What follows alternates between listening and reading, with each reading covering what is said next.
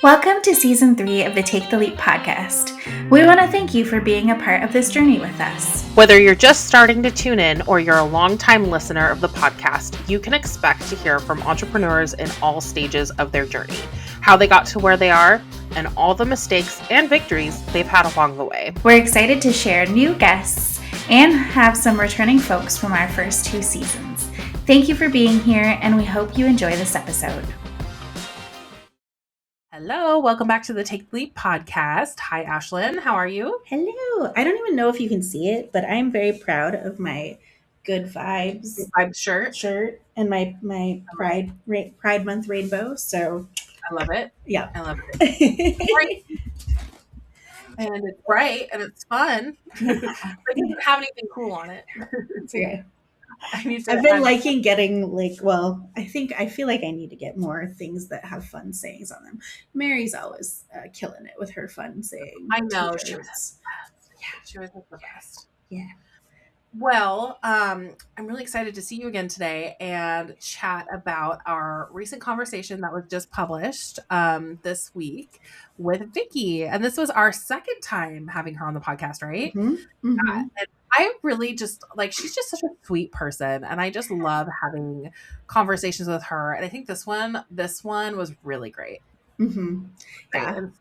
Yeah, just every time we have her on, it's going to be a good conversation. But this time we focused a lot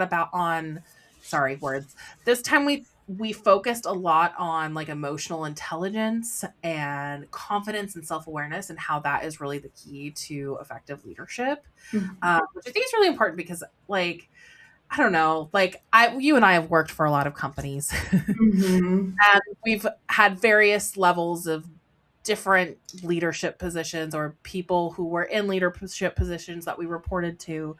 And we've kind of seen it all, right? Mm-hmm. And one thing that I would say that I really felt like was missing from a lot of my interactions with leadership was self-awareness. Yes. And I don't know, I felt like everyone was just trying to be the person they thought the company needed them to be, instead of just being themselves and, being confident in their decisions. Like, behind closed doors, I would have one conversation, and then in the meeting room, it would turn into something else, right? I just think it's hard. Yeah. Yeah. The bait and switch is hard to deal with, where you'd get that, that manager or something who wants to be your buddy friend in, in the private one. Have your back in private. And then just throw, we used to always say, throw you under the bus in the meeting, and everything like that. But yeah, I think too, especially when depending on how people get promoted, Marina Martinez Bateman just wrote a really great article about this, about people have a tendency to be promoted because of they were good at whatever they did. That doesn't necessarily make them an effective manager. And so they were saying that you get promoted to your level of incompetence, basically, until you run into this space where you can't, move any further. And then especially for women and women of color, you get promoted to the space until you make other people uncomfortable, basically. So if you have a white male supervisor who you challenge and make uncomfortable, you will just be stuck in that spot. So yeah, and I feel like both of those skills, self-awareness and emotional intelligence, are really, really important for small business, for business owners, because if you can't read the room, read your clients, be aware of what your own flaws and, weak gaps, weak spots, blind spots, whatever they are, and be able to work on, actively work on them, then you'll be stuck in a loop, in a spiral. So true. Yeah. One of the worst pieces of advice that I've heard about small businesses is pretending that you're a really big business and leading everything like you're in the corporate world. Yeah. Because the thing is that one thing that people go to small businesses for is because they are, maybe the local, or the, they want that relationship with a small business, and they want to get to know you and they want to trust you Mhm. over the big corporations. And so if you are treating your employees the way someone in corporate would, if you are not getting to know them and trusting them and Mhm. investing kind of in them, Mhm. and um, if you're not investing in your relationships there and with your clients, like what's the point of owning a small business, right? Right. Yeah. Yeah, absolutely. Well, and I think the other thing too is I know that I run into this a lot when I meet people out and like they want to work with me in my business. They want to work with me, which can be really hard sometimes in small business as well. Is like that, like, oh hey, you might not, like, yes, I will be involved in the process, but I might not be the one working on everything like day to day. And so there's also that like trust factor that has to be built, right? That like whatever we do, we're going to take care of you overall. Exactly. And I do think that that kind of like bleeds in really naturally to the next point that we talked about a Mm-hmm. lot, is that consistency, like weekly content or networking, builds trust and long-term Mm-hmm. opportunity. And so I think really, if you're consistent in your relationships, if you're consistently getting out in front of your clients or potential clients and Mm-hmm. or connecting with them, relating to them and getting them to connect with you and your brand, you're going to build that trust. Mm-hmm.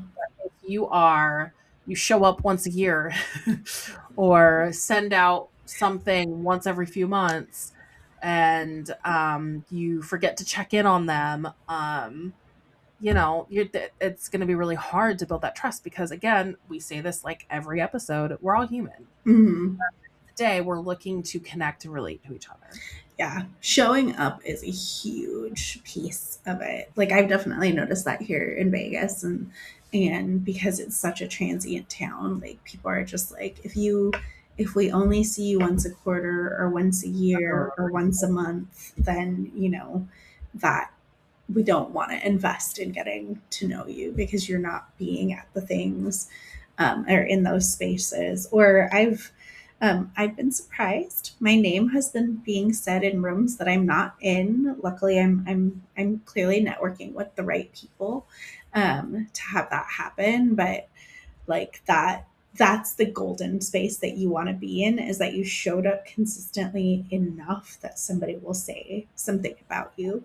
Like I always talk about you, Tori, in like the nicest way. Like I have an amazing co-host who's also, like helping with some other stuff, and they're like, oh, can I meet her? And I was like, if she ever comes to visit and it's not a vacation visit and we will do business things, then yes. So, but oftentimes when friends from out of town come visit, I want it to be a vacation visit. I don't want it to be like we're working while Yeah. we're here. So yeah, yeah. Fair. And we will come to visit you at some point. I know. Yeah. We've got to get it together because I miss you. Aw, that's okay. Wait until we get the house in Portland has not sold yet, but wait until we Yeah, get the house with the pool and all the cool things. that'll be perfect. Because that will be, yes. Then we'll have room, and I don't know if I told you we've been looking at places that have like the RV parking. So if you guys brought, like, if you Ooh, didn't fly but you brought the fifth wheel, like that there'd would be be a kind of fun. space for it. Yeah, yeah. It'd be really fun. We could go on a Mhm. little Like a little journey. mini road trip. Yeah. I mean, Yeah, Danny's almost getting to that age where I feel like you guys could do we it. would like it. Yeah. Yeah, Yeah. I Yeah. think that would be really fun. Yeah. Okay, we'll have to talk about that Yeah. off the podcast. Yes. Separately. Yeah. Yeah. And then maybe we could follow you Thank you, guys. everyone, for listening Yeah. to our travel I plans. know. Yeah. Well, then maybe depending on like where you guys are going afterwards, we could just like follow you That would be guys fun. like Yeah, that to would be other really parts fun. of the Southwest. That would be really Oh fun. my gosh, that would be so Yeah. fun. We could go to some national parks. Mm-hmm. Oh my gosh. Absolutely. So Yeah. this is Oh, now all the a dreaming and scheming. Yeah. all the drinking and Oh. well, and I think the last big point that we talked about a lot was Mhm. how networking isn't about instant results, but showing up and being known, which I think is very similar to Yeah. like that consistency, right? Like, Mhm. but I also think it's just like an important reminder because I think people think, if we go to this networking event, we're Mhm. gonna go get, my goal is to get 5 clients at this event. Well, that's not how it works. Yeah.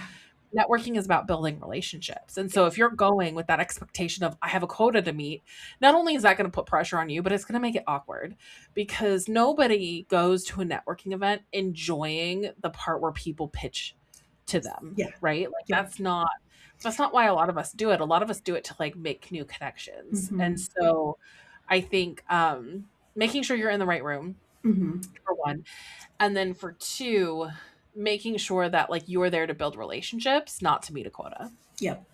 I think that's important too because I feel like if you go into it with like I am trying to one expand my network, but also like give back to you. So it's a really reciprocal process. I feel like that is so much better than, being like, oh God, I have to sell this many widgets, or I'm going to it for this. And then then it puts a bad taste in people's mouths and they'll be like, yeah, that guy over there, like, don't go talk to him. I just spent like 20 minutes listening to him talk about like selling me insurance, you know? And you never know, like, because I've been with people in networking where we separately work the room and then we come back together and we'd be like, okay, I think you should meet this, like meet this person or like fucking avoid that guy. Like, Yeah. and I'm just saying guy because it's usually the guys who have no emotional intelligence and can't read the room of like nobody cares about what you're trying to sell us as well. So, yeah. And I think about the networking thing that you started it was really about like serving, like helping each other out. Like, so Yeah. networking doesn't need to be about like trying to get all the clients and things. It can be like we all have a similar problem and like how are you managing it in your Mhm. workplace? So yeah. Exactly. Yeah. I love it. It can take all sorts of forms. It truly does. It truly does. Well, I love that conversation. We'll definitely have to have Vicky back, of course. So, Hmm. Yeah. well, let's go ahead and transition to our wins, do betters, and media that we love. So, let's kick it off with what is your win for the week? I signed a new website client who I'm really Yay! excited to work with. Yeah, and she Exciting. is, I won't, well, she is hopefully merging with like a different business. So she has like a lot of things on the radar that might not happen for the next couple of years. But it was really exciting to get to know somebody and to like celebrate with her, like all the potential that is like Awesome. happening in her world, but also to have her trust me with the build because she has basically done her own, like she's not a marketer. She's basically done her website by herself, like over Mhm. and over again, and like Frankensteined it together and things like that. And so it was just really nice to like take that weight and that pressure off of her and be able to help out, and have her trust me, to be able to do it. So that is really exciting. That is really exciting. Congrats. Yeah. What about you? What's your win?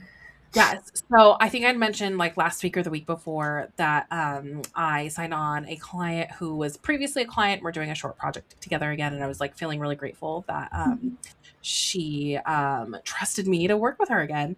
But I think the win, I'm bringing her back up because we had a meeting recently and she was telling me that the plan that we'd worked through together last time like was working for her, and she was showing me, she's like, I have had one of the busiest years I've had in ever, Yes. and like normally there was like a lull at the time of year that like we were referencing, and she's like there Hmm. wasn't, because I was able to keep like a steady influx of business. So I just felt really happy and proud that like the work we did together was great and she's trusting me to work with her again, and yeah, it just felt like a really big win. Oh my god, I love that. It's so Yeah, me too. exciting. Yeah, it felt really good. So what about your do better? What's your do better? Finishing projects for my own business. So like I feel like I have the start stop on a lot of different things and I just need to like, well, instead of what I probably need to do is instead of starting another thing, like finish the things that have already been Yeah, opened and like just close those off and do those, as well instead of trying to tackle like everything all the time as well. So yeah. fair. What about you? Focus. My focus has been kind of all over the place lately. I've been getting stuff done, but it's just I don't know, like I haven't been super efficient at it because Mm-hmm. I don't know if it's because it's summer Yeah, or what's going on, but my brain has had a hard time focusing this last week. So I'm gonna say focus will be my do better. that's fair.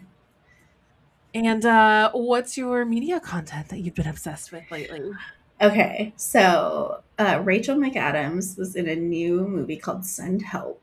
So the premise of the show is that she is like a real, Heard of this. yeah, you should watch it. It was Okay. so good. She is like a top. She's a great top performer in like the work that she's doing, and she's expecting a promotion, and of course she doesn't get it. And then like it's so funny because it's Rachel McAdams, right? She's gorgeous, she's beautiful. They try to make her look frumpy and like like problematic. Yeah. And I'm like, you are still so pretty.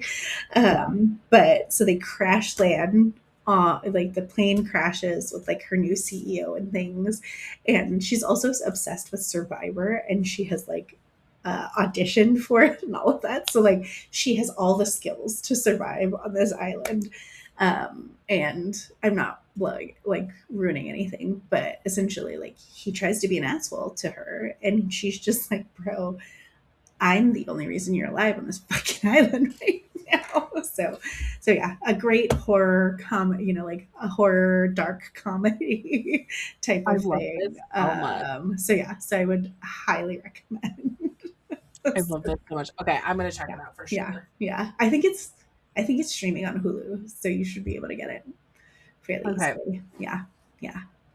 Okay. Um, what about you? What's your media content this week? Okay, so I just read like a trilogy of books, and they're by an indie author. Her name is Michelle, I think it's Haygood. Nice. And okay, so the first book is called The North Star. The second book's like The Master's Trials, and then the last one is Reign of Fire, I think. Nice. It's like the Royal Trilogy series, and I'm recommending it because one, I think she's a really talented writer, and not a lot of people know about her. I came across her on social media. Nice. Normally, I'm a little bit iffy about reading authors I come across on social media, but like, I don't know. She had a cute little pitch, and like, I was like, this sounds interesting. I'll read it.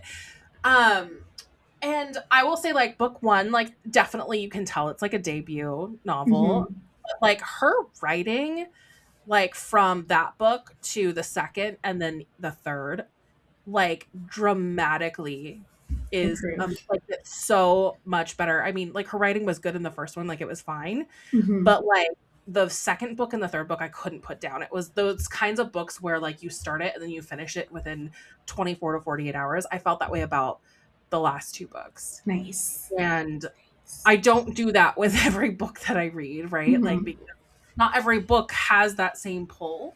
And she Mm-hmm. just, I don't know, she's a really good writer. And so I just wanted to bring it up because if anybody likes kind of fantasy and anything in that genre, I really think more people should know about her. Awesome. Yay. Yeah. I love it. Yeah. So, well, it was a really great conversation. I'm really glad I got to talk to you again today. Yes. All Yes. And thank you, listeners, for tuning in. And we will see you again soon. Bye right. bye for Bye for now. now.